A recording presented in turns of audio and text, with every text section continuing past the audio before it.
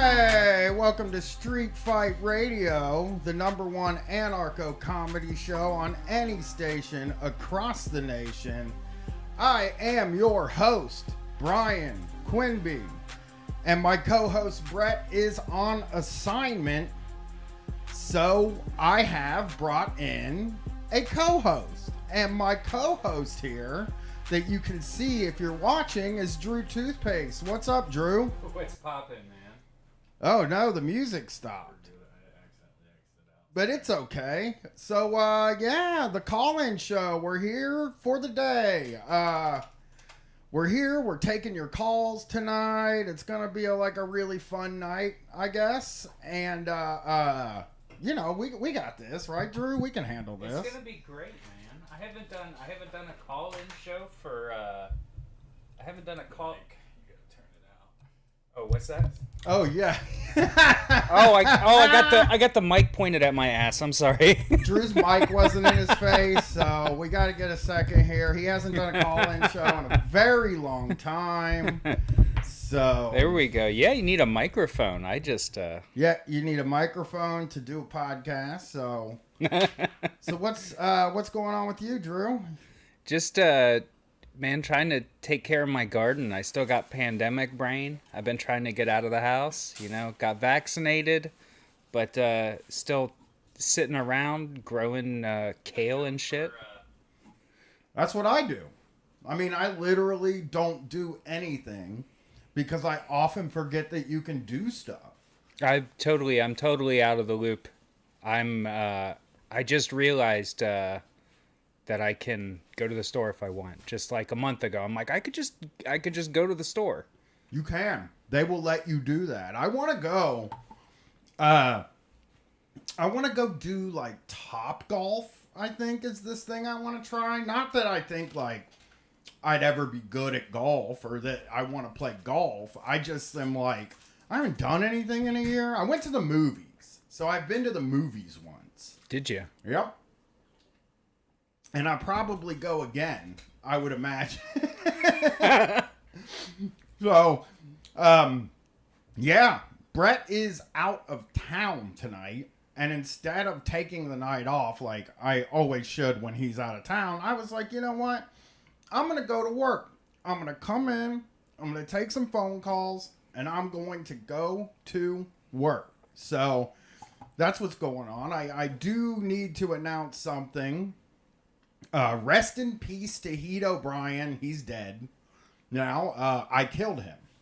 And he's dead and buried in a hole, and he will not be back. Unless we come up with a really good idea to do another Heat O'Brien thing, which we do have ideas, so he will be back. Are you sure? Yep. But he's dead. He's dead as a doornail. And you know what? He'll come back. I'm sure, but I'm glad that I got to kill him, and I'm glad I don't have to do that show anymore because I gave all of my I think I gave all of my neuroses out there. Everybody has gotten all of my neuroses. They know exactly what's going on with me and my head now. They know that I suck titties. They know all this stuff. And it was time to kill him, and it's time to move on to a new show. And this week it is a F1 show with Brett, and I can't remember who it is, so that's mean that I didn't figure out who the co-host is with Brett on the F1 show. So that's going to be going. If I'm not in it, I don't think about it. It's kind of how I work, you know. It's like, no, you're not. I'm not on it. I mean, why should I think about it? You gotta give that old thinker a break, man. Yeah, it's like a muscle. You're gonna hurt yourself if you just stay on it 24/7. Yeah, you can only hold so much information in your brain, and I did not have enough room for information. But I think what's coming up next on the feed on the Patreon is a show where we allow people to yell at us for things we've been unfair about. So, ska. Oh. what was it? We got ska, we got the Rock and Roll Hall of Fame, we got classic rock, some non-rock related ones that I can't remember right now, but pets. We're gonna let people yell at us about our anti-pet stance, but are you sure about that? Yep. I don't mind. Hey, I know that's an unpopular thing to have, is to be like, I don't like pets, but I think the way I think about it is like people can have pets. I don't mind. I just don't like it. So I don't have a pet, you know? I'm done with pets for like right now. Right now in my life. I'm not gonna say never. I've had some pets. I've had all kinds of pets, but you know, you got to take a break, and then you appreciate the next time you get some little animal, right? I haven't had a pet since I was 18. So I haven't ever decided I wanted one because I've lived in apartments. I'm a renter for life, as I've said a million times. I'm not allowed to have a pet. And that's a good excuse for me not to have a pet. So I just don't have one. Yeah, once you got to start justifying it to other people, you gotta get the reasons. But the core of it is I don't want a pet right now, man. Yeah. I don't want to take care of an animal, and that's all right. I took real good care of all our animals we ever had, and it's just you take a break, come back to it, you're fresh. Yeah. I don't like shit climbing all over me while I'm watching TV. So once my daughter got old enough to not do that anymore, I was like, that's never happening again. And that's why I only have one kid. No more climbing. But I'm looking at the chat, and New Magic said, I'm going to come fuck you up about giving your daughter the good car. And I want to clarify the good car conversation we had. She will be driving the good car primarily. But it's still my car. I'm not giving her the car and then buying myself a junky, shitty car, you know? Yeah. But I will drive the junky, shitty car most of the time. I have always been the junky, shitty car guy. Even anytime me and my wife had two cars, we are not a two nice car family. We are either a two shitty car family or one semi-nice car and one shitty car family. We've never had two nice cars.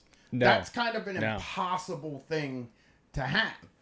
So I've always just driven the shitty car because, you know, if I got to hold stuff together with duct tape and stuff, or I can't drive on the freeway, I'd rather it be me that's inconvenienced than somebody that I love.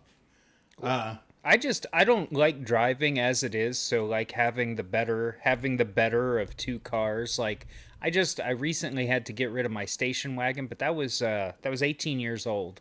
Yeah. And that thing sounded like shit. Like the exhaust was always falling off, and I don't care. I drive it around. For a while, they kept sending me letters telling me that nobody could ride in the passenger seat because the airbag would explode and kill them. Explode? Okay. Yes, that was not the family car. That was my car. It's a driver only car. That's cool, though. I mean, it's like a motorcycle, but with more materials on it. Well, my daughter used to call it the motorcycle car, and my wife called it the shipmobile. So yeah.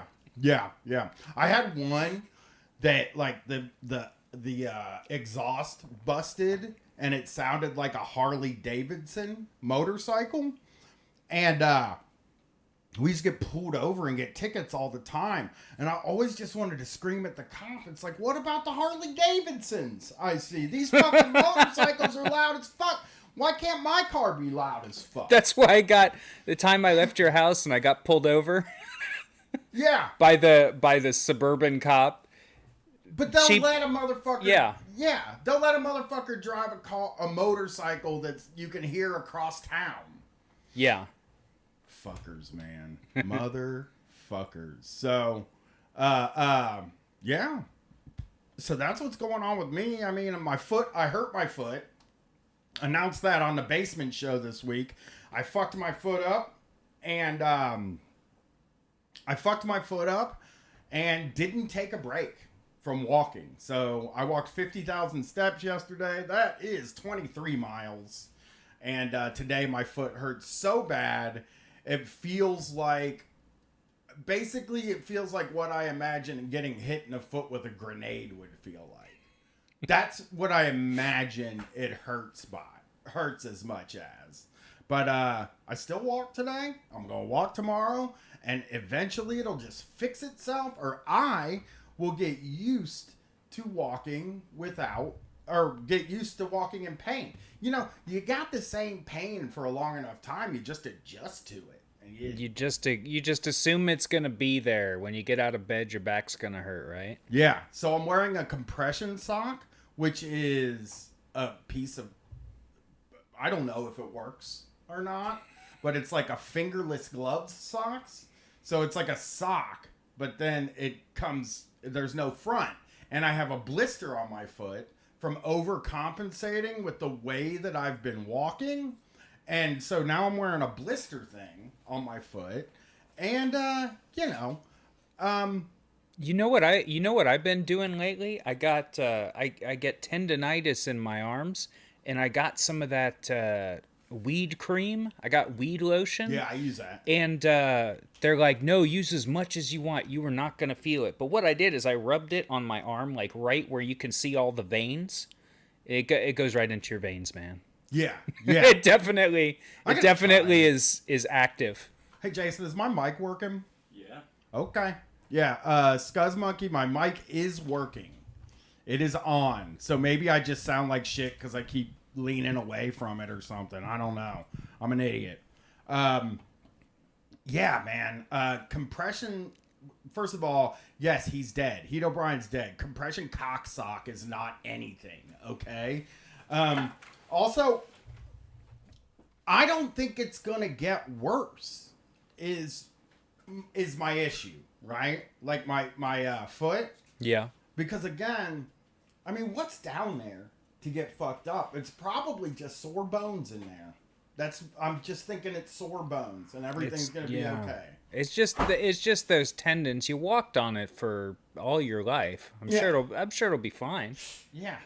You got to drink milk. I'll probably drink milk, you know? Do people still do that? Do they drink milk? I guess they do. My wife sprained her ankle. Yeah. It's been hurting her real bad lately.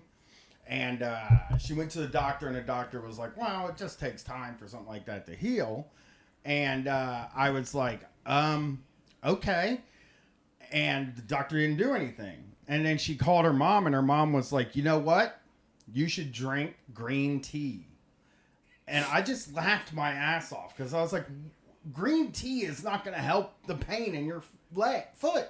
It's just not going to go away from green tea. But my wife's side of the family, they're all about like, you get the flu, you take lemongrass. Oh yeah. Situations and stuff like that. Yeah. So they don't fix anything. They don't go to the doctor. They just fucking will be like, I'm going to rub a little bit of salami on my foot and the pain will go away. I heard that somewhere.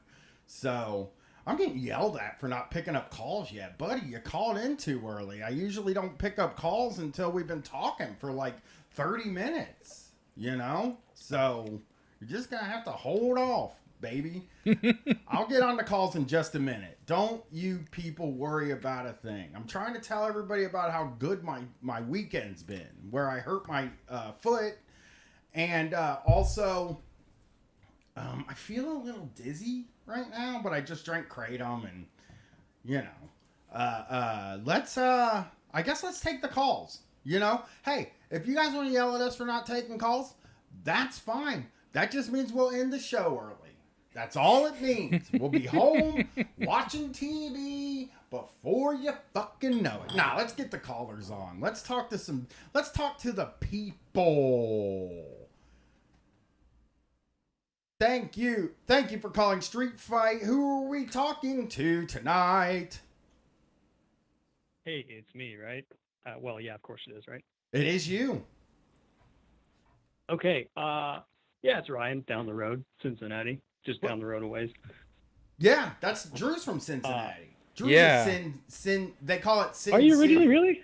Yeah. Yeah, the nasty natty, baby. I just down there last I week. didn't know that. I've been there. So it's interesting that you're co-hosting. I never thought I would be talking to the famous Drew. Yeah. Been listening to like Crud Bump since college. Nice. Hell yeah, man. We I haven't been to Cincinnati since we did that show with the Trillbillies down there. We did a secret guest spot on a show with the Trillbillies, and like it was at this yacht club place. Is that place still there?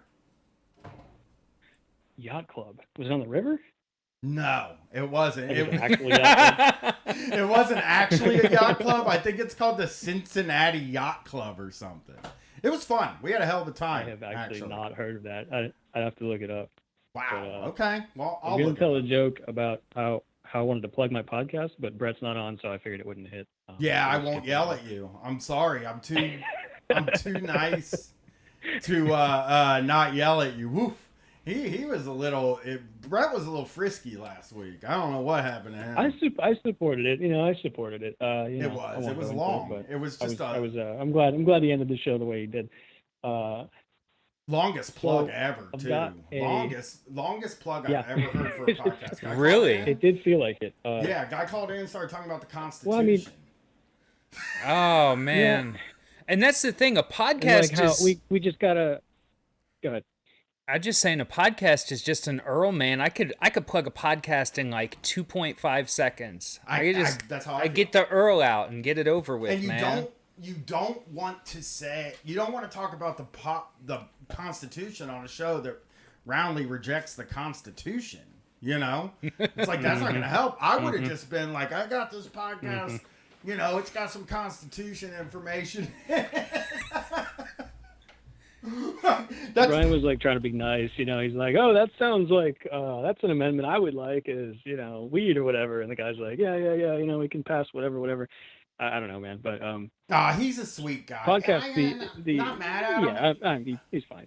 I don't want Yeah. It was but just it like, is kind of what the happened? audience is like, what are we talking about here? Yeah, you know what happened last week was like I felt like we were on fire for like an hour and a half, and then that plug happened, and it was like, for 2.5 hours, and then that plug happened, and it slowed things down a little bit, but it was fine. If you want to call in and plug, just say like, listen to my podcast. It's called Constitutional And Tricks and Tips. I guess. pay $200 as well, right? It's the going rate Well, no, right if here. you just do 2 seconds, I mean, because like I'm real bad about this because I don't ask, but like if you're calling in and you want to bring up your Twitter or something like that, I'm fucking totally okay with that. Like you should, if you're trying to promote, but it's fine. That's what a call-in show. Part of what a call-in show is promotion, right? So yeah, don't. Hey, you call in and do all the promotion you want this week. The cat is away. The mice will play, is what I say. So what's going on tonight? Yeah, and I'm not shitting on anybody, but anyway, so what was I going to say? Shit. So It's okay. I got a landlord kind of story for you. Let's hear It's a it. weird one. It's not what you might think it is. So Oh no! Are you gonna sound like me? The worst person on the planet is me, because like I do this show that like is supposed to have some Marxism and some anarchism in it, and then anytime I talk about my landlord, I'm like, he does this, he does this, he does this, but you know what? He's a good fella. I kind of like the guy. I don't want to kill him. Or anything. No. Mine hates bidets too. I can guarantee that. So I still have not disclosed that I have one to him because I know if I do, he's going to tell me to take it out. But I think there's a listen. Here's what I think. I think there's a landlord message board where they get mad about bidets. Is what I'm starting to think. Oh, there definitely is. Yeah, because there's so many people. When I posted that on Twitter about the bidet, so many people responded to me. It was like, "Hey, my landlord said the same thing." I'm like, "Some landlord," because I found out that landlords hate those pools. The kiddie Like pools? the Intex ones or what? Yeah, the Intex ones. The ones that inflatable are- ones, yeah. Yeah, they're kind of almost like a permanent pool, but not really. Like they hate those pools, and they'll put it in the lease. You can't have one. and they think it ruins their basement or something like that. I don't really even know So what they're mad about. did your landlord tell you couldn't have a bidet? No, it's funnier than that. He made a separate contract with my lease saying that I'm responsible for anything that happens because of the bidet. I'm like, buddy, all that's happening is my asshole's clean as a whistle. That's all that's happening here. Sorry, I don't mean to cut you off. You got a rider in your lease? Yes, for an your extra lease that I have to sign separately. That's good. At least you got to keep it. I can confirm that the bidet is the reason why we didn't have to get toilet paper through like the entire pandemic during 2020. So that was highly recommend getting one if you don't have one. It's wonderful. But I don't quite know how to. Okay, so our oven, I bake quite a bit, right? So I was getting ready to put some like bread in, and the oven dies.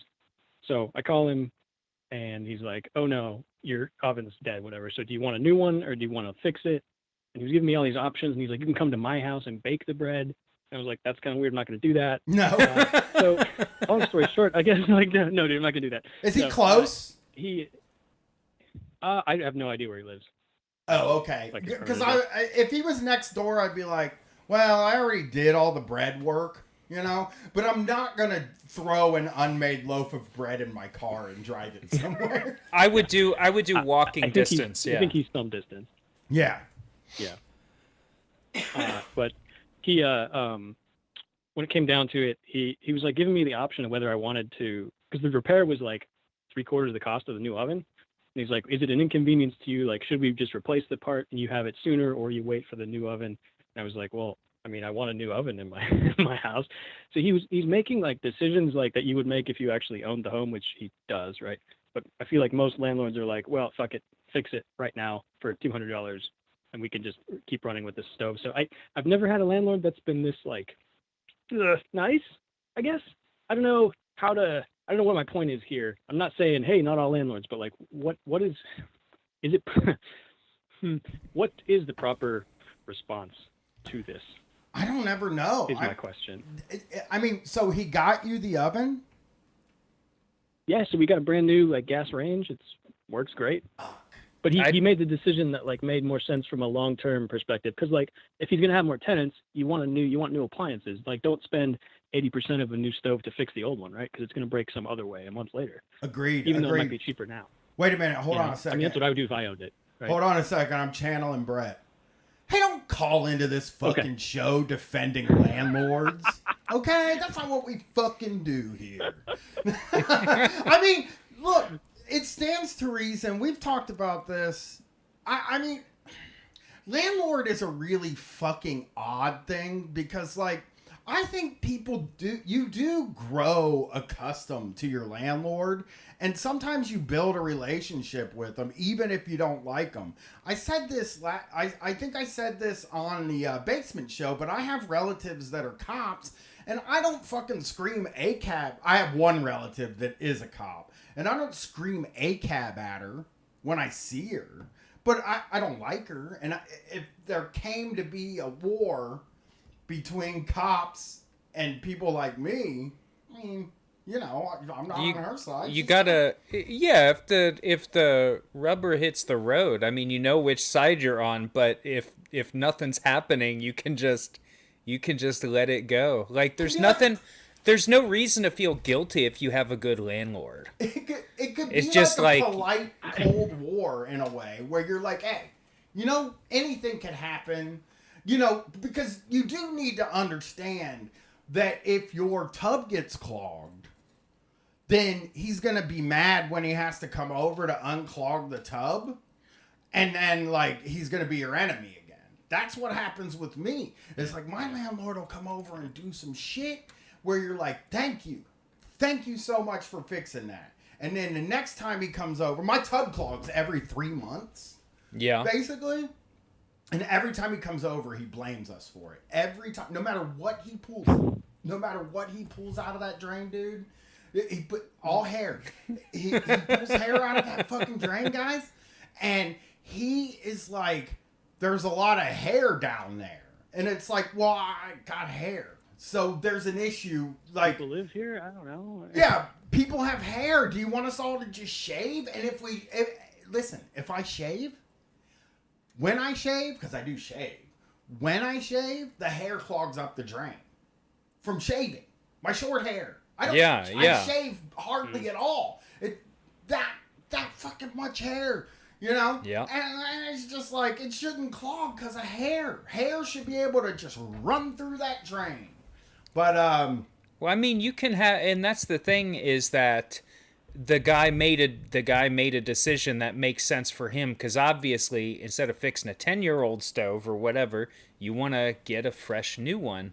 But then you're gonna get some kind of shit, like there's gonna be roots in your sewer drain. And I had a landlord that was fine. He was fine for a long time. We got roots in the sewer drain. Sewage started backing up. We had liquid shit in the basement, and I was like, I think this is you, man. I think this is a you thing. The shit in the basement, man, because it's not my shit. I mean, like, it's probably part of it's my shit, but you know, and well, he was everybody's too at that point. Yeah. It's the shit of the commons, man. yeah, you tube in the chat said hair catcher. Dude, we have tried every single. So we did have a little screen that went over the drain that would catch the hair, and then you just had to wipe it off. Disgusting, but it was just gross as fuck. It's just dicking around with fucking hair. It's like, can we invent something that like vaporizes the hair as soon as it touches the thing? That's an invention I came up with. As soon as your hair touches the tub, it vaporizes the hair, but it doesn't vaporize your feet. I came up with that. Write that down. That's good. That's good. Yeah. I know. But so we got it, and then he came over the tub, it still kept clogging, right? So he comes over one time, and he takes this thing, and he screws it on. It's like a thing that's sticking out a little bit and up, that the water can just go down into the drain. Nothing big could fit under it, right? It's like this high above the drain. It's like a mushroom shaped thing, right? Yeah. So he puts that in there, screws it in.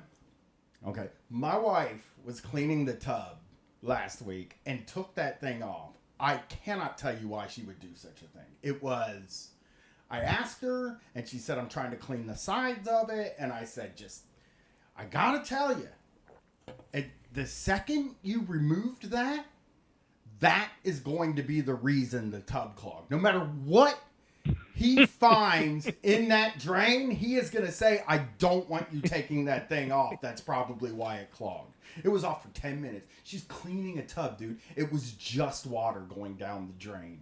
And I got home last week, and it was clogged. I had to take, I'm going to say something. I am pro-sex worker and everything, but my wife calls it a whore's bath, is what it's called. And it's taking a shower without taking a shower. And that's when you get the water from the sink and you kind of wipe off. Oh, dude. That's what they called it where I was from, too. I'll tell you what I did. So I use Castile Is that what you're soap. talking about? Yeah. So sink? basically Okay. how mine worked last week was I have Castile soap in the Dr. Bronner's Pro Drug War yeah. Castile soap in a big container and one of those puffy gimmicks, right? Yeah. Scrubbies. Yeah. And so what I did was I got the sink super hot. I put the Castile soap on the scrubby, and I got bubbles. You know what I mean? Oh my God. Somebody in the chat said my mom called that a homeless shower. I was like, is there like an unproblematic way to bring up I've heard it called a cat's lick. Okay, a cat's lick. We're gonna start calling it a cat's lick. That is the That's probably a little better. Bird bath. Jason said bird bath. bird bath is good. Yeah. Yeah. So anyway, You're welcome. I got soap. I got it bubbly. Yeah. Whatever, lathered Yeah. up, put all over my body. All over my fucking body. And then I tried to wipe it all off. Oh, couldn't get it all done without making a huge mess. in the bathroom. Oh no, that Dr. Bronner's, man, that stuff is so concentrated. Like you get a Yeah. little bit of that on, you're like washing off. You're still bubbling up 5 minutes later, man. So then I started smelling my hands, and they smelled super like the soap, but it's lavender, and like I wasn't into the smell.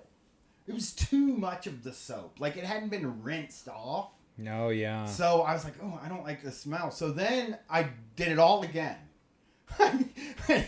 Got it all set up. Yeah. Got in the tub. Quickly turned the water on. Got it all off me. Turned the water back off. Had it on cold just to encourage me to get the fuck out of the tub. Yeah. Still smelled bad. And I basically just gave up and then waited until the next day. I have to shower at the end of the day because I walk, again, 20 miles a day outside. You're sweaty. And it's just too much. It's too fucking much. So I took a shower after the show last week, standing in chemicals from cleaning the tub because she was cleaning the tub when it clogged. Yeah. So it had the chemicals that she used to clean the tub in the water. I could smell them coming up. And like the water had only gotten like close to the drain. It was only like a quarter of the way out. So I was standing all the way in the back of the tub. But man, it was miserable. But then he came in the next day. He snaked the drain and then said, please don't ever try to snake the drain again because we have a drain snake. He told us, the dude told us to buy a snake. And then he told you not to use it. And then he told us how to use the snake. Oh. Yeah. He did. He told us how to use it. And I bought it with my own money, dude. I bought the snake. So the last time we tried to do it, the pipes were so rusted that it broke through the pipe and it started leaking into my dining room. Yeah. And he blamed that on us. Not the pipe that's been there for fucking 70 years, right? Yeah. He said, so when Katie tried to snake it last week while I was here doing the show, after he finished, he was like, I'd rather you try not to snake it because the last time you did it, it broke a hole in the pipe. And I'm like, bro, you shouldn't be able to bust a hole in a fucking pipe with a snake that's made to go down in a pipe. It should be, I don't know how weak, it has to be paper thin for that to happen. So yeah, we got in trouble for it, and it was just, but we're fine. They don't charge you for it. It's just like a lecture, but you hate to be like 41 and 42 and get a lecture from somebody. You just hate that feeling. way you have they to, like, do your penance. Yeah. The way they talk to you, it's like they think they're your parents, and that's why the landlord shit sucks. Because your parents, if you get lucky, your parents will do nice shit for you. Yeah. Right? If you get lucky and you get good parents, your parents might fucking pay for you to do shit. They might buy you shit, right? But if you're unlucky, you get shitty parents. Your parents, everything you do is your fault, etc., etc. And the thing is that I think these fucking landlords get primed. I think they go on landlord message boards that we don't have access to. I think they have a version of Reddit that's just for landlords. I've seen it. I have a picture of a guy that's a landlord. Does it exist? I've been, because I found out about, my wife wanted one of the pools in the first month of the pandemic. And I said no. And she's like, who the fuck are you to tell me no? First of all, which is a good point. Yeah. I mean, she wasn't asking. She was saying, I want to buy one. I was like, just don't buy it because there's no way they're going to be cool with us having it.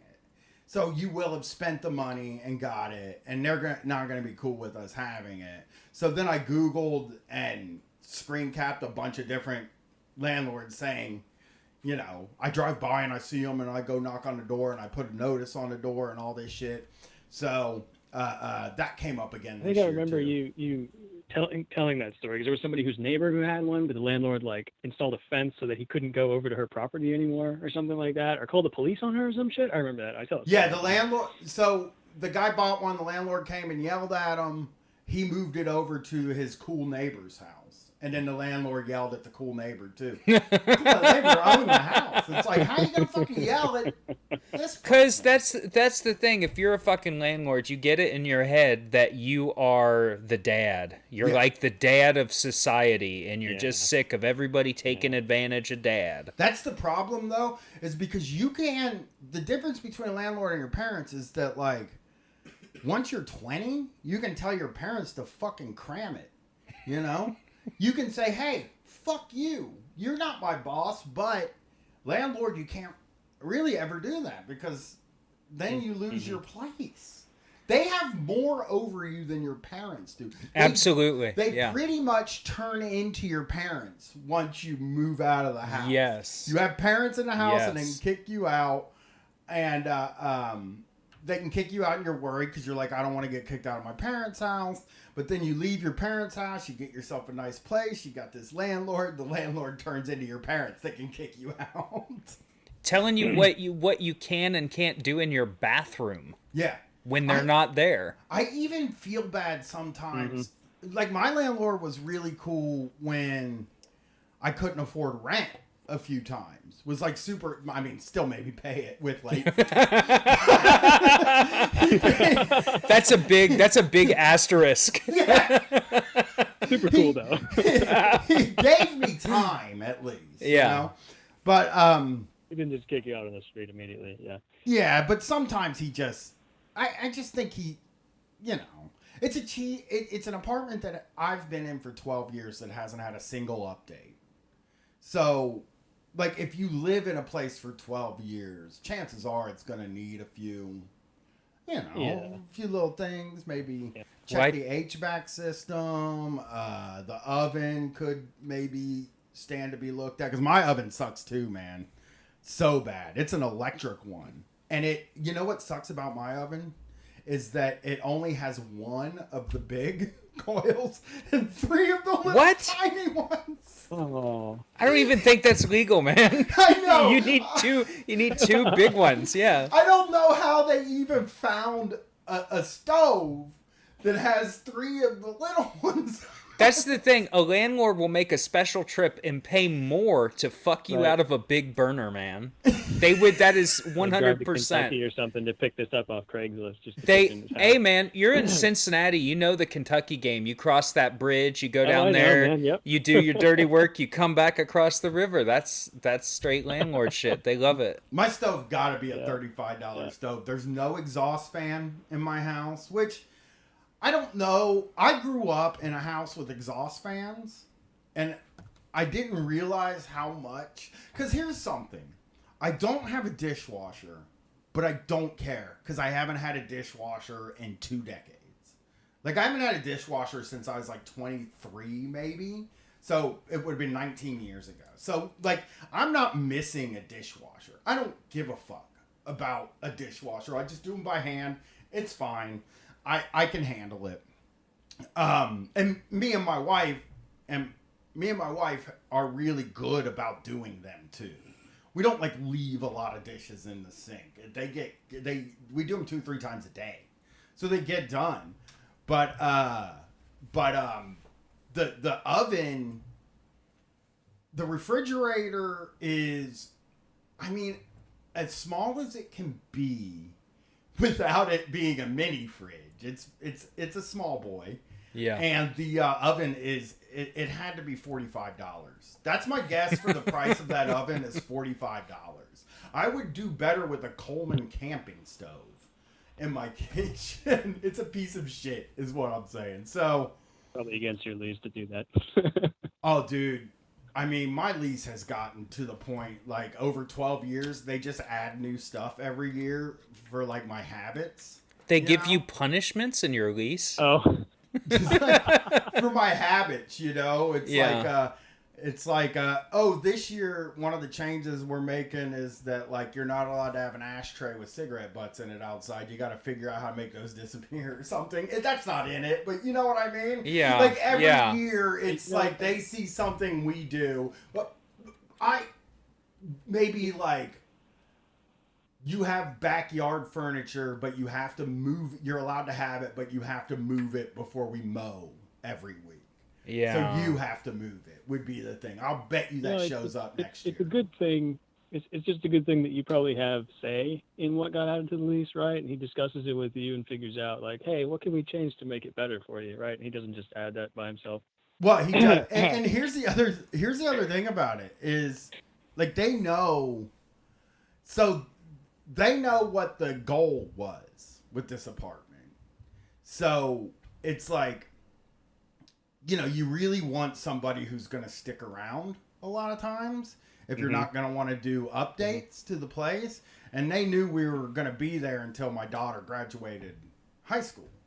So they know they got us for 2 years. Like, we can't afford to move to a different house in that neighborhood. Oh, yeah. There's no motherfucking way that I can afford to stay in a different place in that neighborhood. So I'm just there for 2 more years. But again, I'm yelling about this guy, but I kind of think I mean, he's like cool except for like some of the, like when I gave him Kratom and then he called, I gave him Kratom and then he called the Kratom guy that I ordered. Like, I gave him the web address for the thing and he took too much and he got sick and was barfing.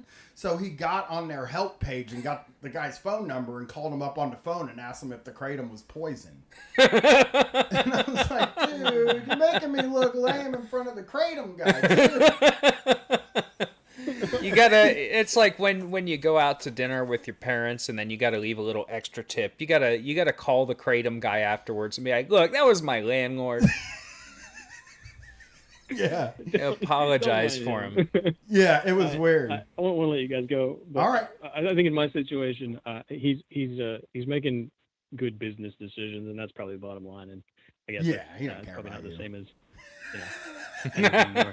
I'm cautiously optimistic, so that's good. All right. But hey, thanks. Have a good night. I know you guys are getting other calls, so yeah. Have a good show. I'll keep listening. Have a good night. Cool. See you guys. Bye. You got to hit twice to drop the call. I did not know that. Yeah, my landlord's wild, but you know, what are you going to do, man? It's like you don't get to pick your landlord, unfortunately. I know people are like, I'm sure landlords are like, well, you know, you're kind of interviewing me. Right. As I kind of interview you, but that's not true. You walk don't. Into a place and you just look at it and you're like, well, I want to move here. And then they got all the power from then on.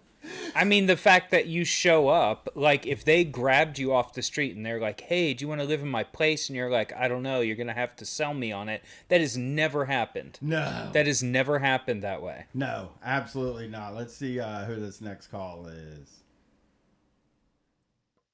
Oh, this takes for... Hey, thanks for calling Street Fight. Who are we talking to tonight?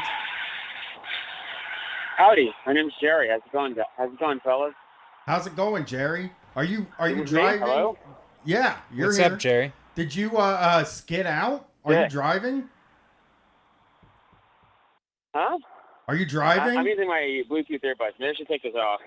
Yeah, it sounded like you were skidding out and wrecking when you first called, and I was like, yikes. I think he's dying. I think we just heard a guy die. I'm not skating. I just took my Bluetooth earbuds off. Oh, what's up, Jerry? Out in the street in New York, and it just, it's kind of noisy out here. It always is. What's going on tonight? Oh, nothing. I'm waiting to go to an open mic, and I'm just calling your show and seeing how it's going with Hip Hop. I'm sorry, what was that? I'm waiting to go to this open mic, and I'm just calling your show to see what's going on. Oh, we're just hanging out, taking phone calls. Chilling out. What are you doing? Are you doing comedy or are you doing Yeah, I'm doing some comedy. Sometimes I go up and play like music, but I like doing the comedy, like telling stories and stuff and being silly. I like being silly. I like the idea of performing. That's all fun. Yeah. Yeah. Yeah. How long you been doing? Hell yeah. Too long.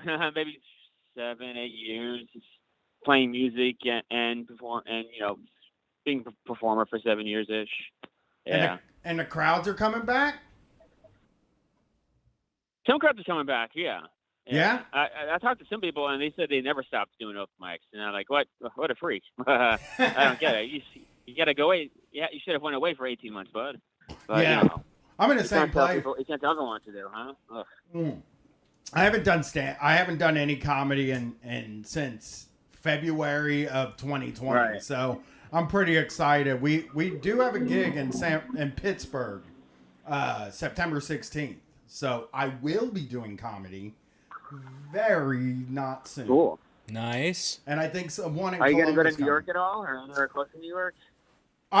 We want to.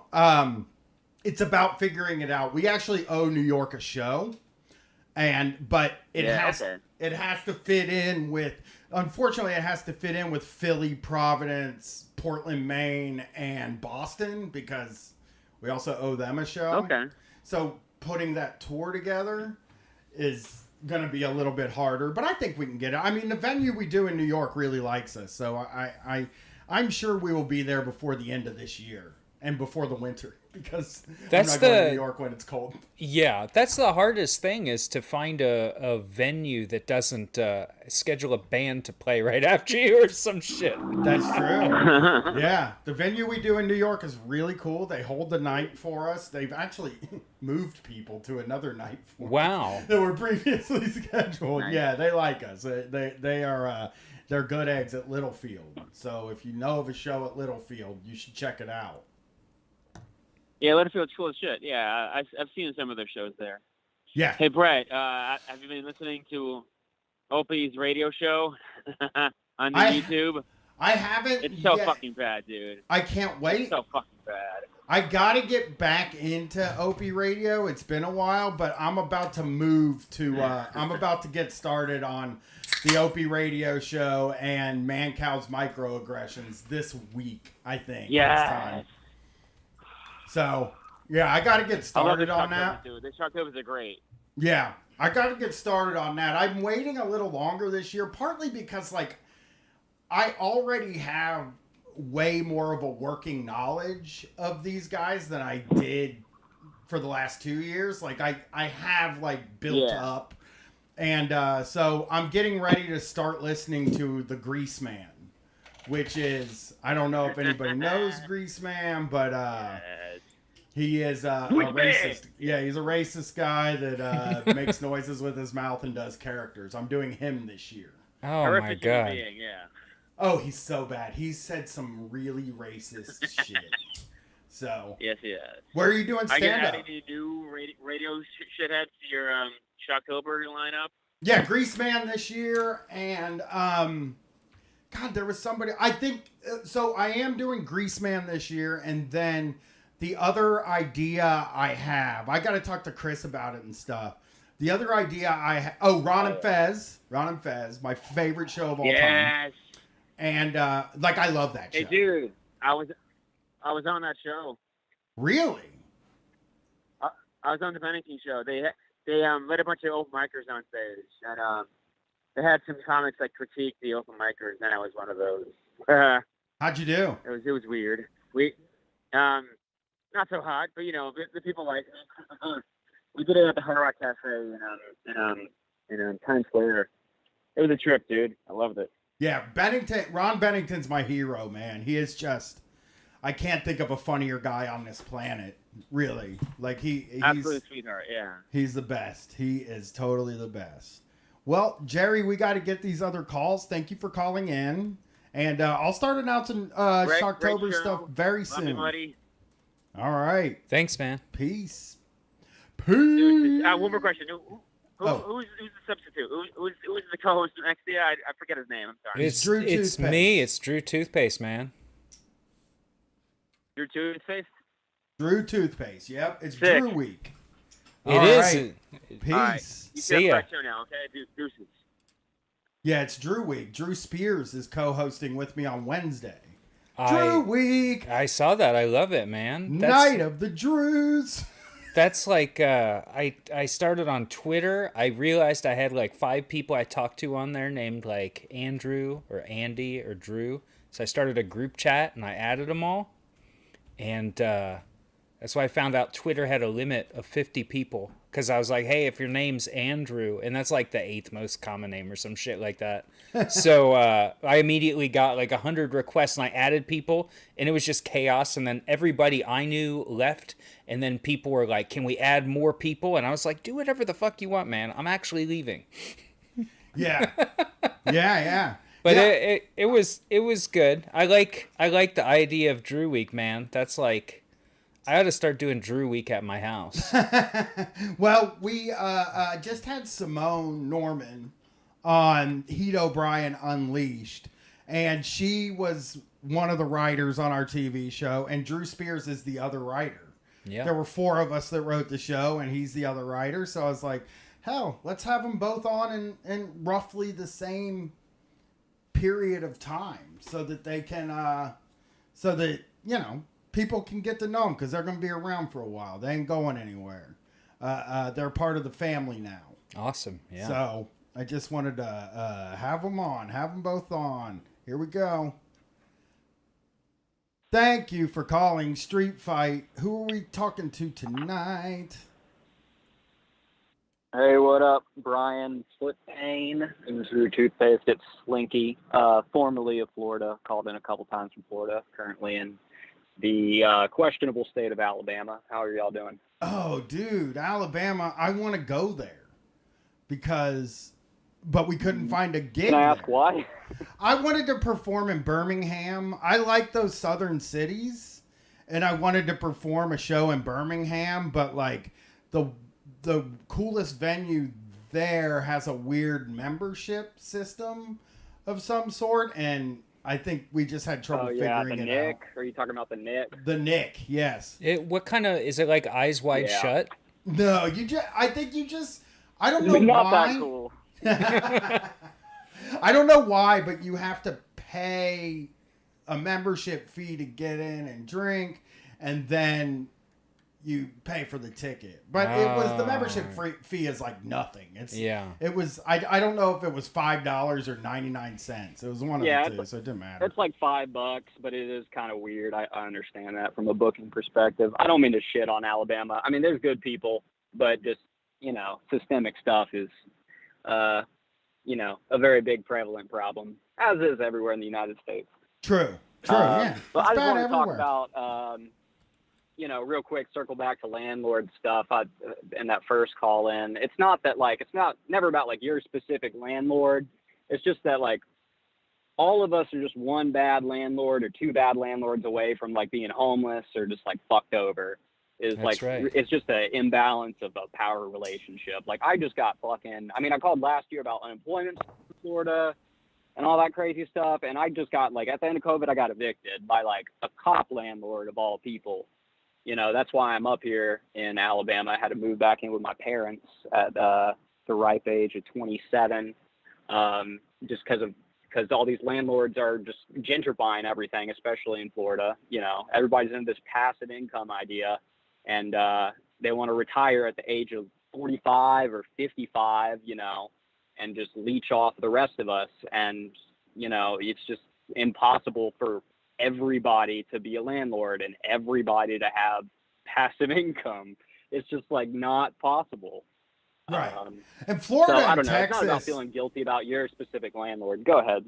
Florida and Texas seem like 2 places that are going to get pretty rough over the next few years because, you know, everybody from California is moving to Austin and to Florida because they didn't have rules. They didn't have COVID rules, so they were like, I gotta move there. Man, that shit sucks. It's like an anarcho-capitalist state. It's seriously like the anarcho-capitalist state. If you're an anarcho-capitalist, go to Florida, and I will go wherever you left. That's the deal I'll make you. Yeah, are you trying to get back to Florida, or are you looking to go somewhere else? No. So I'm hoping to go northeast because I'm tired of climate change too. I mean, let me tell you, holy fuck, hurricane seasons and stuff. I just, you know, I lived in Florida for 25 years, but it just doesn't. It's just not getting any better as far as between all the government stuff. And the hurricanes, just like no one gave a fuck the last time we got hit by a hurricane just because there's so much climate damage right now. It's nobody just did anything for us. It was ridiculous. Not that, I did mutual aid stuff, and me and my friends and comrades did mutual aid stuff, but I mean, you can only do so much when the people in charge aren't doing shit for you, Yeah, moving somewhere that So I'm gets hoping cold. to maybe get somewhere northeast. Moving somewhere that gets cold is a huge mistake, though. I have to tell you. Yeah. If you're No, not, trust me. I went from Florida. I did Florida, and then the other year I went in Wyoming and worked in Wyoming for a bit, and I went from Florida to negative 20 temperatures in October, and I was like, nope, never doing this. But that's probably extreme. There's probably something in between there. what's worse than the cold is just the gray. It's like oppressive. It is. It's in a lot of places. I know it happens in the Plain States. I know it happens up here in Columbus, in the Midwest, in the Rust Belt, whatever you want to call it. But the gray, it's like you never get a full sunny day for like 3 or 4 months. And like this year, like a lot of people, I planted some seeds. I saved like some seeds of vegetables I bought, and I planted them, and I was like, that was fun. I'm going to have a garden this year. And I couldn't put stuff outside until like May 18th or something this year. Jeez. Yeah, it was. It stayed cold an extra long time. It stunk. It stinks. I hate the winter time. I would stay in Florida, but I understand where you're coming from. There's a lot of natural disasters there, and that probably is a blind spot for me. It's going to get warmer up there soon enough.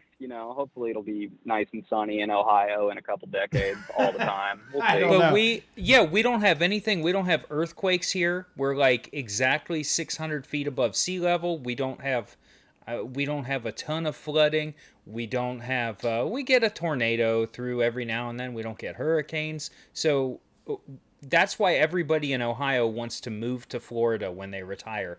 Everybody's parents or uncles or grandparents is like, I can't wait to move to Florida because we've never seen a fucking natural disaster. It's the coward state. I so believe that, like, if your ancestors moved here, it was because they were cowards, and they were like, well, nothing happens there. It's just generally uncomfortable all the time. That's all. But we don't have to worry about a tornado. Maybe I'm a coward now. Yeah. Maybe I'm a coward now for looking up there, but that's okay with me. I've done my Florida man shit, and I am just like A-okay with just leaving it all behind. So you're not looking at New York? You're like looking at like Ohio? I'm looking at upstate. I'm looking at like Rochester, Buffalo. But I mean, mainly I'm looking for a job first, for sure. So I'm going to get out of here real quick. I just wanted to talk real fast. But if anybody out there, I'm kind of just having a crisis about like what kind of job to look for. Because I've worked for so many small business tyrants down south, and I'm just like fucking sick of it. And, I have an English degree. I, have worked in everything from, film to office administration and stuff. And I just don't know, even what kind of job to look for just at all with my degree in a real actual city, that's not in Florida, because nothing in there is a real city. It's all service economy and whatnot. So I'm trying to look for a job that maybe I can use my degree in. So if there's anyone out there listening, you got an English degree, or your skill set sounds similar to mine, you got suggestions or tips, I'd love to talk to you sometime. You can hit me up on Twitter. My name's at NASCAR Noir, like the color black in French, NOIR. Or I'm in the Facebook group. My name's Ed Teach on there. But if anyone has suggestions, I don't got adults in my life who were fucking any good for career advice or anything. So, man, I wish I could help. It'd be appreciated. I wish I could help. I mean, it's okay. I was recently looking at right before I left to come here, I was reading about that Frito-Lay strike, and I was like, man, if you had told me that there's a Frito-Lay's factory, that would have been something I'd have been working my fucking ass off to get a job at. Because, you figure it pays some kind of fucking money. You're making Fritos. It's got to pay something. And that's what people eat. Yeah, and then you find out that the guy in the article, man, he's making $20.20 an hour. He's been there for over 20 years. He's 2 years away from retirement. Is the thing, and it's a union job. That's why they're on strike. They voted to go on strike. But oof, man, it's crazy because you honestly should be able to get basically. There should be jobs now, like even service jobs that are paying a decent amount of money because they don't have anybody to work for them. But they'll just rather close the store at random times every day than actually pay people an amount of money that'll get them to stick around and make them loyal. I mean, I go to this Starbucks. Right. I don't ever know if it's going to be open from day to day to day. It just, sometimes it's closed, sometimes it's open. They leave the app up, and then you'll go up there and you'll put in that you want to buy something from them in the app, and you'll pay for it, and you'll fucking get there and the dining room's closed. So then you got to go fucking yell through the drive-through window, and half the time they give it to you, half the time they don't. They don't even fucking tell you. Do you think they're scared of having to like permanently pay people more? Do you think they're scared? They're that terrified of their margin going down just that little bit? Because that does not make up that much of their business. No, it doesn't seem that. It doesn't seem. It seems like a fucking Starbucks or Kroger, right? Yeah. Like the place that like made more through the pandemic. Yes. Is the grocery store. Yes. Yet they're fighting to get, like they're closing stores so they don't have to pay $4 more an hour in hero pay and shit. And they're like, they can afford to pay more. Yeah. But instead, they would rather just close the fucking store early, because the Kroger in my neighborhood used to be 24 hours. Now it closes at 10. Yeah, they did that permanently to our grocery too. Yeah, they did that because they don't want to hire the people to work the late nights anymore. Because they can't fucking find people to work, because people are like, I ain't fucking going, I'm not making fucking $8 an hour. It just isn't going to hire $10 or $12. It's the last time I looked, because I was explaining to my daughter how you get through your life, because money's so abstract. When we were kids, we had cash, and they were like, you're going to need to learn how to make change. Right? Yeah. And kids, everything is credit card, and you order it now. And so they don't understand it. And I was explaining to my daughter what making $10 at the grocery store is like, what that entails. And that, no, you can't just go rent a house like we live in, like our family lives in, on $10 an hour.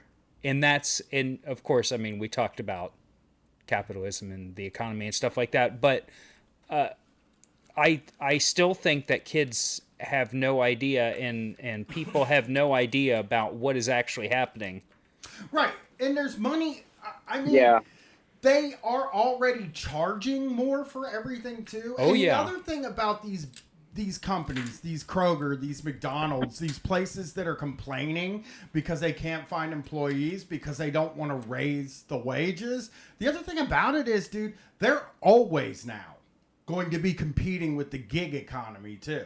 And honestly, I mean, jobs at that level for that amount of money that give you the freedom to work the schedule that you want to work, are gonna be more fucking desirable than the ones that are paying you fucking nothing and making you come in at, for whatever hours that they decide to choose for you. Yeah. It's just, they're gonna have to fucking do something. It's either gonna have to be the two things me and Brad always talk about. One is obviously they need to pay more money. But two, they also need to have stable scheduling at these places. Because they need to treat you like you imagined a job when you were a kid, and you imagined. But they won't though. No, they absolutely and here's won't. why. Sorry, I'll say my little thing real quick, but go for it. It's just, I mean, we're just seeing a huge problem with these people. They think they can just like capitalists think they can just expand infinitely. Like all these capitalists, they think they're entitled to your labor and to make a profit off of your labor to buy their yacht and their McMansions. And all these people are doing this individually, but nobody is asking, like, can we sustain a society with like a bajillion of these shitty chain stores? And I mean, think of how many new chains have just like begun since like the year 2005. Think of the chains in 2005 and the chains that exist now. It's just like they think they can infinitely expand and infinitely create new profit, but it's just not sustainable. There's just like no way that we can have all of these fucking stores that are all funneling money to just a few people and also take care of the fucking workers. And I just see that as the main problem that's getting worse and worse. But doesn't it feel like they're contracting at this, like some of these like service industry places that would hire service workers, they feel like they're contracting almost, because the hours have gotten shorter and shorter and shorter, and the pay, they don't have workers. Again, I think they're competing with like Uber Eats, Uber, which by the way, Uber and Lyft can't find people to do the passenger service anymore, to drive. Really? They all want, basically since the pandemic, they all figured out that it's less wear and tear on the inside of your car to do Uber Eats, to just deliver the food. Okay. And that like you might make a little bit less, but that like it's so much less of a headache. Plus just the pandemic, not wanting people in your fucking car breathing. Yeah. Right? Yeah. So now people moved over to Uber Eats, and they just fucking are like, I'll just do that. Which to me is like, if I had to go back to the gig economy, that's exactly where the fuck I would go. I would just deliver food all day. Yeah. I'm not going to fucking have people making me pick them up and drive them around. I had motherfuckers on campus pick me up and have me drive them 2 blocks down. You get paid $4 for that. No. They pay $4 for that. And you got what out of that? I get a cut of that $4, and they ain't gonna fucking tip. And if they do tip, they'll hit because that's the way they set it up. They'll just hit, even if they hit the 25% button. That's $1. A tip of fucking, it's no fucking money. Yeah. And it's like, so why not just drive the car and deliver the shit? I would just rather do that. But there's just all these new jobs, these gig jobs that suck and fuck you over. But if they somehow, like pass the, listen, I'm gonna sound so stupid here, so please don't yell at me. But if they pass the PRO Act, and then they have to do the ABC test on these companies, and they make them actually treat people like employees, I'd be curious to see how something like that would even work. But like places like these McDonald's and stuff, I think they're going to head down the independent contractor route. Like, I think there's going to be fucking apps for restaurants that the manager at the restaurant can fucking hit a button and get an employee to just come in and work for that day and make like $3 it's like a bat hour. signal. Yeah. Oh yeah, they would love just absolute on demand. Just you are if you are working for them, you are just waiting for your red telephone to ring so you can spring into action.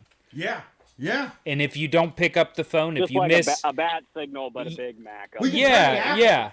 You put up a big Mac. You can still even just turn the app off, but maybe they'll be like, oh, because me and Brett did a story a couple years ago now about a barista app where people were calling themselves freelance baristas, which is like crazy. But it was basically a system in which there was an app, and then a coffee shop's, can look through candidates like basically you have to have like a certain amount of experience and know how to make a certain amount of drinks or something like that. But they could then hire you and you could work at this place for a day, for 2 weeks, and then move on to the next place. It's for people that want to like kind of travel around and live that kind of that lifestyle where you go from place to place. Like they framed it as like this flexible nomadic way of living. Digital nomad. But and I talked to a guy that drove me to the airport once told me that sometimes he just goes to a different city if he knows people there, and he just turns the lift on there and just drops people off there for a few days or a few weeks, and you know, helps pay part of the rent for the person and then takes off. So there are like these people that do that, but I think that the real thing is like, if the restaurants are able to have this system where they can go in, request a worker, and then that worker gets the message, gets a certain amount of time to get into work, works the day, leaves, and then the business can hire them on maybe, or not hire them on. But then a company would get money. So the company that makes the app gets some of the hourly wage, right? Oh yeah. And Everybody they also don't take taxes out. There's none of that bookkeeping and all that shit. Because you're on that 1099. Yeah, and I think You know- that's what's going to happen with service gigs. I think that's what's going to happen to like the service wages, the service jobs. I have a real bad feeling. I feel like you just manifested that just by saying that. I feel like you put that. Yeah. You put that into the cosmos, man. Like, I think people are looking to do that. Yeah. I'm sure somebody's making. Yeah, they are. It's like there's a really good piece I've read recently. This is the last thing I'll say. I'm going to hop off. I want y'all to get to other callers. But there's a good piece by Jody Dean that came out recently. She was also on TrueNon a couple months ago, just talking about this idea of like neo-feudalism that I found really helpful. And she has a really cool piece about sort of neo-feudalism and stuff like 1099s and gig work and how that's taking over. And I definitely recommend checking that out, just to kind of help. If you're in the gig economy and kind of just have that anxiety about it and want to see things a little bit clearer, definitely check out Jody Dean, Neo-Feudalism. But I'm going to dip out. I want to go All right. start a movie and go Have a good sleep in night. a bit. Have a good night, So Sleepy. good talking to y'all. Y'all take care. Good night. Peace. Thanks, you too. Yeah, I just think that they really want to get to the point where people who work near the bottom of the ladder, what we would have considered like bottom of the chain sort of people, I think that they want to get to the point where those people are independent contractors. I really fucking Oh yeah, absolutely. If they could, they would love to. because you know how much they fucking love making people independent contract. I mean, I'll be honest, dude. My wife works at a pretty big corporation. I've said it on a Patreon show recently, I think, but whatever. I'm not gonna say it on this show.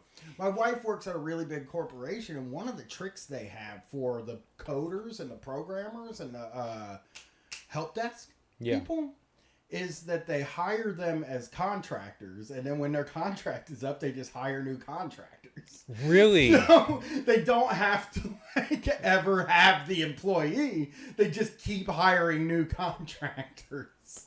Oh, well, I was doing temp work, and that's, I quit multiple jobs because I was like, and this was a long time ago. This was the early 00s, right? I quit multiple jobs because I got a temp job working somewhere, and they're like, well, if you do a good job, we'll hire you on. My temp contract was over, and then they're like, well, we'll renew you at the same pay rate. And I was like, you told me you'd hire me. Yeah. And they're like, well, not right now. Yeah. And I was like, okay. Yeah. Okay. I mean, that was that was like back then. I worked at a warehouse. I worked at Bath and Body Works warehouse as a temp, and they weren't hiring none of the temps. None of the temps were getting hired on.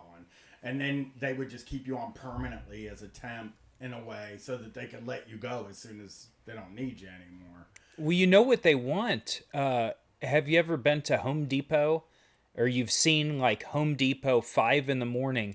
People will go there, and then if there's like a construction crew or somebody that needs people, they'll go and they'll just grab people and they'll put them on a truck and then they'll drop them back off. Yeah. They'll hire somebody. I mean, I'm sure it's illegal, Yeah. but they'll do it for one day. That's Yeah. what they want everybody. What they want you to do, whether it's an app or whether you have to go line up at McDonald's, they want you to make yourself available, and then they can do exactly what they want for what their system says the number of burgers they're going to have to make is going to be, and they're going to multiply that out and hire exactly the people for exactly the number of hours. They just want, they don't want employees anymore.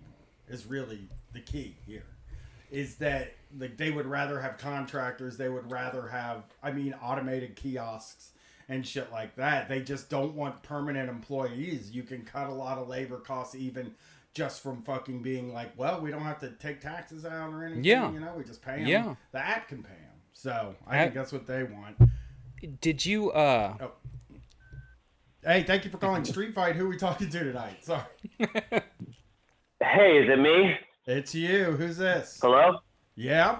This is the Dr. Awesome. How are you, Brian? How are you, Drew? what's up, man? I think Drew's doing okay and I'm feeling okay. How you doing, Dr. Awesome? Oh, fucking terrible, mate. There's something that hasn't been in the news that affected my line of work. Okay, what and is I just kind of want to get it out there so the world knows about this. it? Okay. So I work in the mortgage title industry for a private title mortgage company. So we do refinances and shit like that. Okay. On Friday, a company that hosts all the servers for hundreds of title companies across the nation was attacked by a ransomware attack. There's only one news article you can find about this, it's called the Title Report. It's not on any of the major news outlets. Okay. Hundreds of title companies are basically unable to do our jobs, fund loans, close loans, and it's kind of fucked that's not in the news because could start a panic. I don't know. There's a lot of private information on this data. They don't really have any details on it. But I had to work on a Sunday fucking night. That sucks. Are you working now? Nah, I just logged off and I'm going to a bar. Get you some. Get you some drink. Don't break into Brett's house Right? now that you know he's not in town. Okay, Dr. Awesome?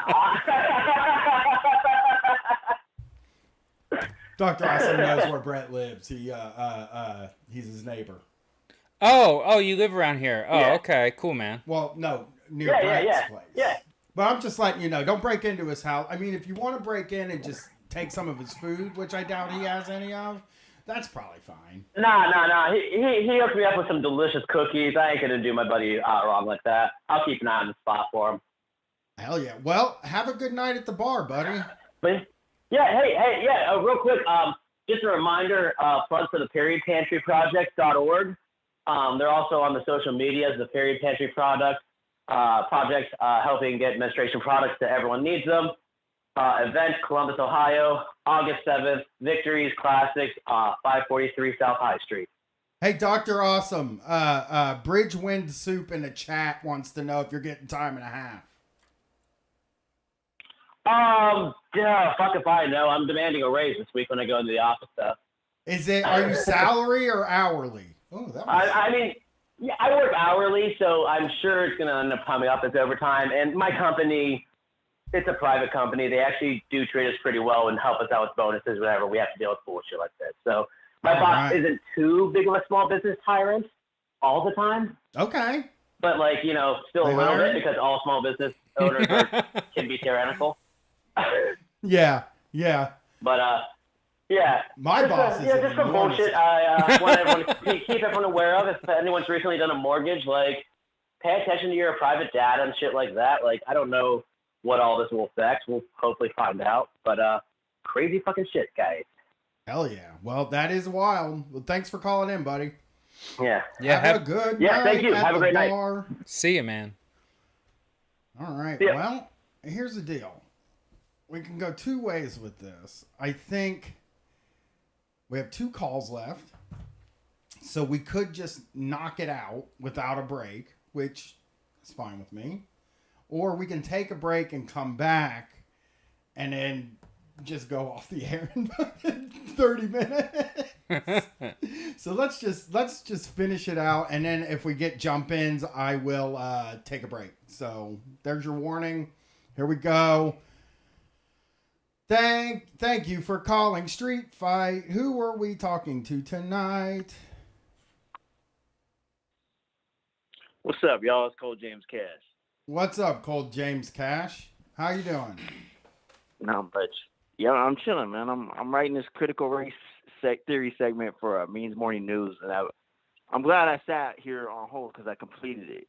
You know, I've been actually stuck on it the last couple of weeks. I think I told Sam that I was gonna turn this in like 2.5 weeks ago, and I've been lagging. It's one of the toughest segments I've ever written about. It's tough. But yeah, I'm chilling right now. I'm chilling in Canada. Yeah, writing TV sucks, right? Like, very hard work. I'm gonna keep it real. Sometimes I feel like I'm stealing money. You know, like really? This is like everyone's dream. This is everyone's dream, right? And I just like somehow just like lucked into this shit. So you're talking critical race theory? Well, yeah, I have a segment on it basically, and you know, for Means Morning News, I try to just make it accessible, you know, because you know, I asked I'll ask you guys right now, how many Spanish-speaking left-wing podcasters can you name? Fuck, none. Okay, I don't listen to political podcasts. And like I said, this doesn't include my man Jake Flores. Okay, he does not speak Spanish. I am way more fluent, and I am not Mexican. Okay, I am of Afro-Brazilian descent, so I clown Jake all the time. You know, but yeah, like basically, like there's not a lot of representation on the left. You know. No. And basically, I'll put it to you guys like this, like especially me being out of this America the last 6 months.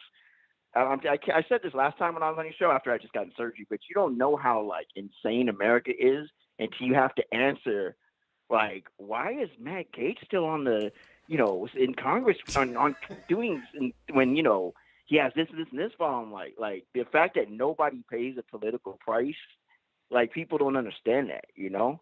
It is crazy. I do wonder if in other places it's kind of the same. I mean, once you give somebody power, it's really super hard to fucking take it away from them, you know? You remember when they caught the Prime Minister of England fucking a pig's head? Yes.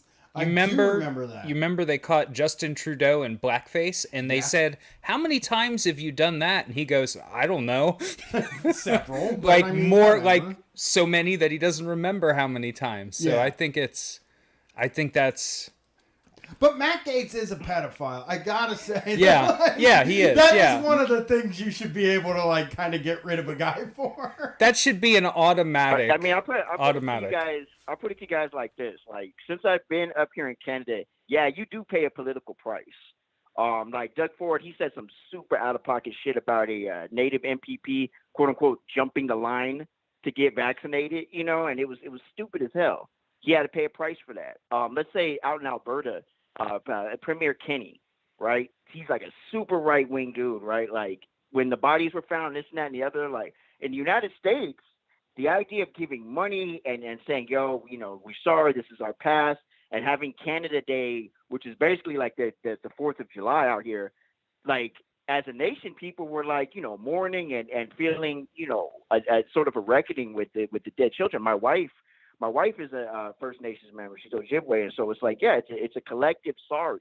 Now, dealing with what's going on with critical race theory in the United States, there's no price to pay for any of that. You could basically deny it or say it didn't happen or do a, you know, oh yeah, the Democrats are the real Nazis, things like that. You're right when you say, yeah, people with power, they're going to hold on to it, they're going to maintain it. But you do pay a political price for being a complete shithead. Yeah, not here. I guess the best way I can explain it is that the United States is so, like, they relied so much on slavery that the United States can't function without fucking somebody over. Whereas in other countries, yeah, they fucks over, but they at least try to take care of their own citizens. United States is money over everything, literally. Oh yeah. Right, for sure. I mean, I think also it's just the brand of capitalism that we have here is especially kind of brutal. And like also getting the word out about how fucked over we are because everybody in America thinks they grew up middle class. Every fucking there is you are hard fucking pressed to find somebody who will tell you they grew up poor. It is nearly impossible to find somebody that told you they grew up working class. No matter how tough their life was, no matter how much shit they went through, no matter how many meals they went without, they still think like, well, there were lean times, but my mom bought me fucking nice shoes once, so we must have been middle class. It's how a lot of Americans, like, the class consciousness here is I think going to be really the hardest thing, the hardest step we have to take is getting people to see I have felt this since college, is the wealth distribution and getting people to understand what wealth is and getting people to understand what income is and looking at the income distribution. I mean, people just don't know how rich Jeff Bezos is. It's incomprehensible. It is. It's totally incomprehensible. Did you know that people just don't know it? The average person, the highest number that you can actually visualize without creating an abstraction is 100. Now you can imagine 100 golf balls, right? But when you go to imagine 1,000 golf balls, you imagine 100 golf balls times 10. You imagine stacking them up. It's abstracting. And so there's no way for people to even understand what a million, I can't comprehend it. I mean, a billion people fucking don't know how much 1 billion is. No. In no. any way at all. Like, when you hear what a billion is, it's 1,000 million, right? That's what a billion is. I mean, that doesn't... No, well, real quick, I'm sorry, I don't mean to interrupt you, but I just wanted to, because I do have to go. Oh, okay, sorry. I just wanted to cut say, you off. first of all, I just wanted to ask your co-host on the left, how do white people manage to look 14 and 63 at the same time? Man? How do you do it? Drew. Like, I wish I could have that look, man. I wish I could grow a beard and look young and have wisdom at the same time, man. I started noticing this like at the Capitol riot. Like, I saw all these white dudes like that look young, but they got these gigantic beards. I'm like, yo, man, what are white people drinking? I don't know how to do it either, though. You know? I can't do it either. Like, my beard is... If you get close if you got close to me and you were standing on my left or my right, you'd be like, look at this patchy bearded ass motherfucker. You gotta get it long. That's why you gotta go long. And it's as soon as you start going gray, you just gotta let it bush out, man. That's the wisdom right there. Yeah. All right, guys, I gotta go, but I want to say big shout out to Sam Sachs, and of course Luna Oy, and big, enormous, huge shout out to my good friend and close confidant Jamie Peck for sneaking me on these podcasts like the Antifada and her show that she got with Prasad's Trap God. I have no business on these shows. I ain't got no type of knowledge, but just being a comrade, she be sneaking me on. I be talking about whatever the fuck I want. She's awesome. Y'all are awesome, man. I'll get you on. Yeah, hey, I just want you to know I can relate to not being able to grow no beard. We'll get you on. We'll get you on something too. We'll sneak you on too. And this show's made by dummies. So if you don't think you have the ability to do it, then just know. I'm very stupid. So have a good night, buddy. Thanks, man. Nah, no problem. Thanks, guys. And you should be seeing that segment this week, guys. Thanks. Nice. Right. But yeah, I have said this on the show before, but when I was a kid, when I turned like 20, 22, like I had in my mind that I came from an upper class family.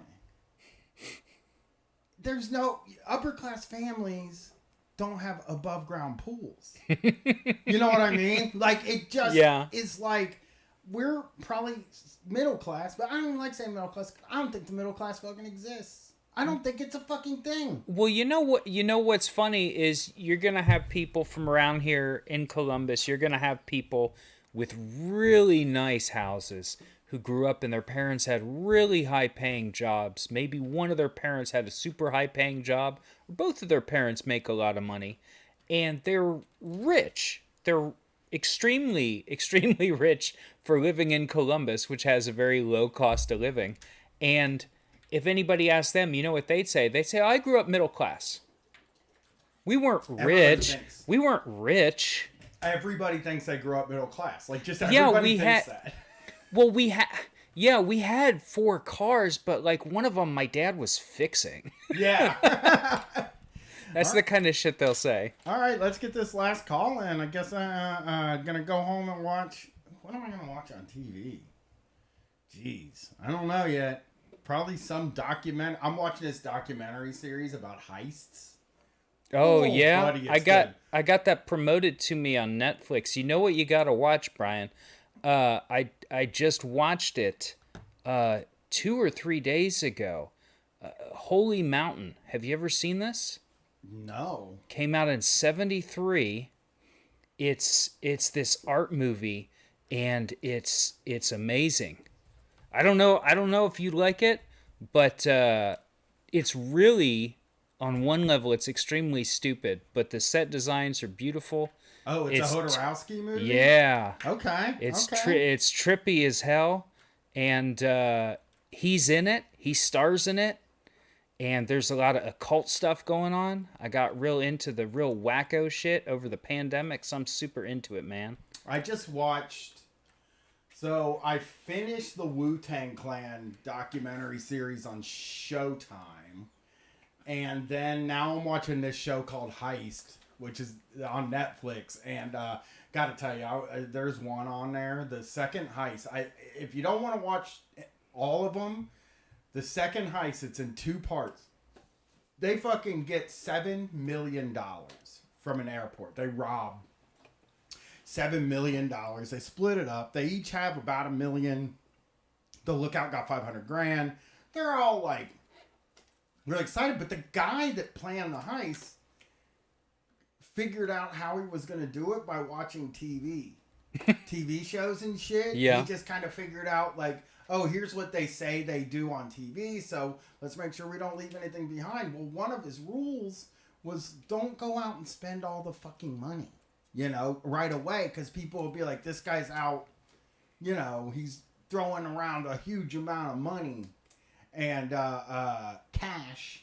Yeah. So then that hits him to the guy. This fucking dude, he's like me. I'm not even like shit talking this guy, because I'll tell you the truth. I would have been spending money like crazy too. He's going to strip clubs. He's doing blow. He's fucking wearing 2 $20,000 watches. He's just throwing money. And he's just going off. And the guy plans the heist is like, damn, he's going to get us busted. So he hires 2 guys to whip his ass and tell him to stop spending the money. Okay? That's the plan? That's the plan. Okay? All right. They whip his ass. He stops spending the money for like 3 weeks. Goes back out and starts spending the fucking money again. And I'm fucking cracking up, right? So then the guy that planned the heist is like, all right, man, well, I'm going to hire some guys and have them kidnap him and take him to a hotel room and whip his ass and then tell him to give me all the money in the room. So basically, like, whatever the guy had on him that wasn't buried, he goes, the guys go, they kidnap him, they take all the money in the room away from him, they say, get the fuck out of town, or something bad's gonna happen to you. So the guy goes out of town for like 3 weeks, comes back, Starts fucking just throwing money all over the goddamn place. This guy's just spending more fucking money. They had to kidnap him a third time and beat his ass before they finally just kidnapped him the third time, and they made him tell him where the money was and dig it up and kept the money. And I was just cracking up, man. The guy gets kidnapped 3 times. All right, let's get this call in here. Hey, what's up? It's Street Fight. Who we talking to tonight? It's at Castrati on Twitter. Riku in the chat. What's up? What's up, Castrati? I know who you are. I know you. What's up, man? Okay. Not much. So let me tell you a really funny story about the phrase, I know you. Okay. One time I was with my friend, and we ended up going to Chick-fil-A, and like, by the way, we were kids. So like, I can't say that I did it willingly. I just was trying to be fed, and like, that's all that was happening. So we went there, and then my friend went to the bathroom. I was like, well, I got to go too. So I walked in, and I walked in on some like old guy poking some child in the stomach and saying, I know you. And that was one of the most like harrowing moments of my life. Golly, you don't want to see something like that. You just don't. Especially not in like the communal bathroom. Like it's fucked. Yeah, I mean, it was probably his dad or grandpa or something if it's happening in a communal bathroom, right? Oh yeah. And like, I think it was, or like it was someone that like he knew from like whatever like town I was in at the time. Maybe someone who was known from like that. But it was just always a moment that stuck out in my head, and to this day I still think about. Yeah, for sure. So what else? What's going on, Castrati? Not much. I pretty much just called in to bitch about not being able to see Limp Bizkit. That's all I really wanted to talk about. Dude, my buddies from the Everything Elite podcast, Nate and Aaron Bentley, went to go. Aaron liked the car on Twitter and Epitasis on Twitter. They went to see Limp Bizkit, and I should have fucking driven the 6 hours and just went to the show with them, stayed in a hotel, and came home the next day. Limp Bizkit opened with Purple Rain. Purple Rain, as performed by Limp Bizkit. Can you imagine how cool that was? Oh, I was so jealous. Okay, that actually kind of that really burns my biscuits. I don't know how I feel about it now. It just makes you sad that you missed them singing Purple Rain, because you know it kicked ass, but you also know it sucked, like, really bad. Like, you can't imagine that the guitar, I mean, you know, Wes Borland can play. I do know that he can play guitar, but you just can't imagine that sounded very good at all, you know? But it's all I want to hear now. I want to hear just like all these effects. Yeah. It's like bow, bow, no, now, wow, wow, wow, wow. Yeah. I'm going to see them this summer. If I have to drive to fucking Brazil, I'm going to see Limp Bizkit. When I heard that, dude, man, it's just like, why are they on? I don't want to fucking go to Lollapalooza. I don't want to fucking go to a festival. I don't want to go to a huge festival to see Limp Bizkit. I want to see them in a small place where I can feel really good about seeing Limp Bizkit. It's been so many years since I've seen them. And now that I'm like, I love Limp Bizkit. This sucks that I'm not, that I didn't. I should have gone. Brian, let me tell you. So when I tell you my situation, you're gonna start clawing your eyes out, maybe, because it's gonna frustrate you with how close I am to seeing the Bizkit. Okay. So have you seen that I do the podcast with my friend Noyan, Heavy Pot is Heavy Cast? I don't think so. Okay, well, I do that with my friend. We for the website Heavy Blog is Heavy, and he is in LA, and he snagged 2 tickets, and these tickets are like $250 fucking a piece. Really? And he gets them. Yes, really, like they're fucking expensive. And so he gets them. And he's like, yeah, I'll probably, take my wife to it or whatever. And I'm like, okay, well, if she ever is like, not interested in, seeing Fred Durst, be the way he is for that long of a time, like maybe I could come. And I was like, just kind of joking. And then he's like, well, actually, my wife, might not be able to make it. So if you can make it to LA, the Airbnb, whatever, however we stay there, and the show is on me. I just have to get there. Oh, I would have done it. I'd have been there. I still have a chance to do it. I just but I don't have a job right now. Like I've been trying to get my old job back that I quit back in February, and it's just been like left and right, like shit just fucking up. Yeah. Well, I mean, sometimes, yeah, if you don't have money, that is like a stumbling block there. I mean, I could have driven to Illinois because like I can get a discount on hotel rooms. So I could have stayed outside of fucking Chicago. Yeah. If I'm just driving in to see a show and driving home, I don't have to fucking stay in the Magnificent Mile or whatever. I could have fucking stayed somewhere for like $35. Like, why in the fuck did I not go to that fucking show? I got a friend that went to that and posted in the group chat, and it destroyed the group chat for like 12 hours. The Limp Bizkit? Oh yeah, she's posting videos of it, and people are going nuts for it. Yeah, Limp Bizkit is back, baby. I did not even know. They're back. I didn't even know, man. I just subscribed to Heavy Pot is Heavy too. Yeah. Heavy Pot is Heavy Cast. Brian, I promise whenever, yes, but I promise, Brian, when I say that shit, like I'm not trying to pressure you on air into doing this stuff. Like I'm mentioning it because it's what I'm bitching about. But it looks like something that I would be into. So it is totally. But I just want to let you know, no evil intent. Yeah. No, I'm with you. I have always felt like, and I don't know how old you are. How old are you? 26. So you're still at an age where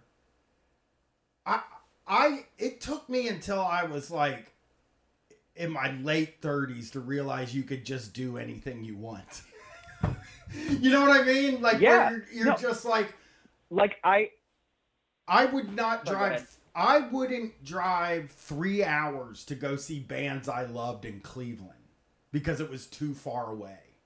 You had a mental block. I had a mental block for anything outside Columbus. So my favorite band could have been doing a show. They announce a show in Cleveland. I ain't fucking going.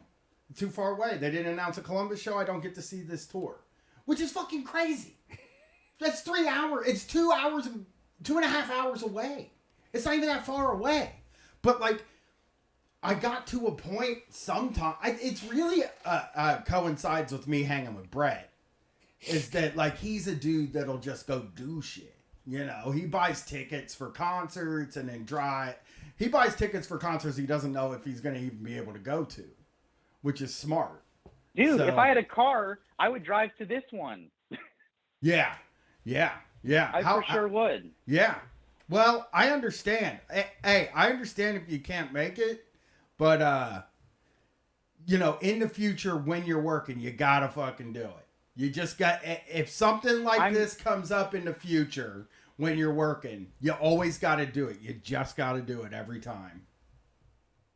I'm trying my hardest to do it this time. I'm just like, it just is like stressful. That's all I was saying. I'm trying to get it, and I'm trying to attain the biscuit. I'm reaching for the golden biscuit in the sky, and I'm trying to latch onto it with my fucking teeth. They're back, man. They're back. They are back. They're a new. First of all, they got reassessed. Have you heard the new songs? There's new songs? Or are they playing them live? Like or I Gold mean, like the Cobra? live songs, like Wastoid and shit like that. Stuff that wasn't even on Gold Cobra. And also, go ahead, sorry. The March of the Disco Elephants. Did they release some of that stuff? No, they've released like, so they have some stuff that was like bonus tracks from Gold Cobra that you could like get if you bought them from a bunch of different like fucking retailers. So that's maybe some stuff you haven't heard. I don't think they're doing live tracks like Wastoid, and I think they maybe have like another one they haven't done. And then Endless Slaughter, have you seen that? That's a really interesting Limp Bizkit song. Yeah, I have heard that one. I have. Okay. I did. I had to cover it for the POD cast at some point for the Patreon. Yeah, I you now have me. Not Endless Slaughter. I listened to the Gold Cobra episode. Yeah, somebody in this chat, Avery said, "Can we start a GoFundMe for this caller to see the biscuit?" Hey, who knows? But oh man, the closest. So Norfolk, Virginia, is 8 hours away. So that seems too far to go to a concert to me. Have I prefaced this with like where I am? So yeah, where are you? How far away LA is for me? I'm in Indiana. Like, I'm near Elkhart, Indiana. Oh, you just missed them in Illinois, though. That's sad. I know. I saw a couple of my friends posting about being there. My friend Simon was, I think, maybe close there with his friend Will or something. But I also could have gone. They have a free show in Indiana. They did have a free show in Indiana at the like Festival of the Lakes or some shit. Yeah. But like, I couldn't go because my significant other was working. And also, now that you mentioned the Prince thing, she fucking hates Prince. If they had opened with that, she would have been like, this is the worst decision I've ever made on your behalf. How can you hate Prince, though? That's crazy. Which I understand. Prince is a beautiful, beautiful musician. He's a very interesting guy, too. Yeah, for sure. Well, Castrati, It is good to talk to you. I'm going to check your podcast out also. And thank you. I hope you make it. I hope you see the biscuit this summer. We all want to see him. Hopefully, we're all going to get the chance. Yeah, man. It's the dream, We're right? We're trying. Yes, we're all trying. Well, have a good night. Have a good night, man. You too. You too, Brian, Drew. Thank you. See you, man. You're welcome. See you. Peace. See you. Well, night. Woo! Woohoo! I'm getting off early tonight. Yeah, that's the show. We did it. We took all the calls. I am now going to drop. I think you drop call there. We are closed for business now. We're out. Thanks for coming in the chat and everything. Hey, tell your friends to come back because tell your friends to come back. We're going to be here every single week from here on out. No more time off. Street Fight's back, baby. And, hey, come and see us in Pittsburgh, September 16th. I think a Columbus show is going to get announced soon. And then, if you want me to say it, because Brett's not here and he won't give me a dirty look, we're looking at a Midwest tour where we would hit St. Louis, Chicago, Iowa City, Minneapolis, and maybe Milwaukee.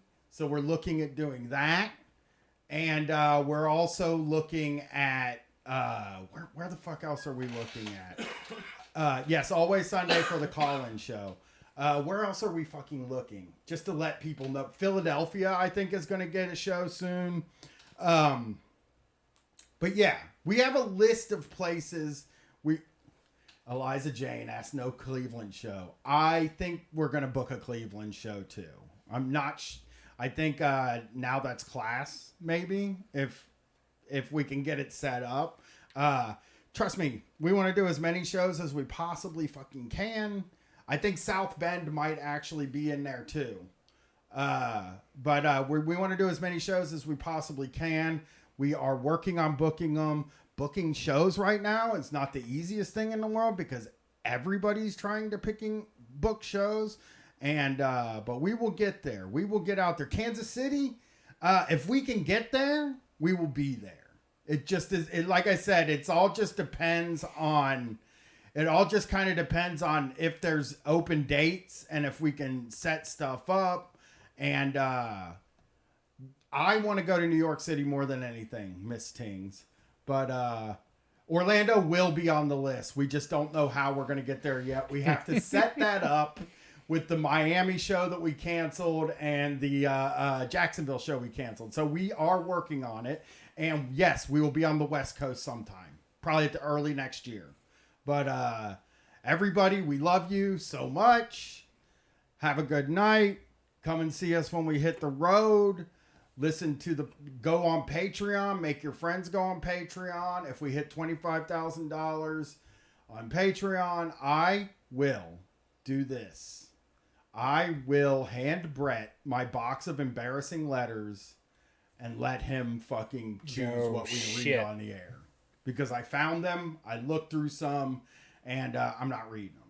So that's the show. Do you have a stretch goal past 25K for Heat O'Brien? No. Oh, $50,000. Again, I said this on Heat O'Brien Unleashed. If you guys come up with $50,000, I will dance in front of 50 people naked. I said I'd do it. 50 grand. That's 1,000 a piece. People could do that. That could happen. That's what Simone said. She was like, I don't know, buddy. I think 1,000 or 50 people might be able to come up with $1,000 to see that. No filming. You just get one song, strip dance. But that's what it would take to get me naked in front of a group of people. What would the song be? I haven't figured that out yet. Probably something very erotic, though. Yeah, that's what I'm saying. You shouldn't want it, but if 50 people come up with $1,000 and can all get to the same place, I'll do it. Yeah, and that is it. Yeah. So have a good night, everybody. We'll see you on Wednesday with the Basement Show. Me and Drew Spears. It's Week of the Drews. See ya.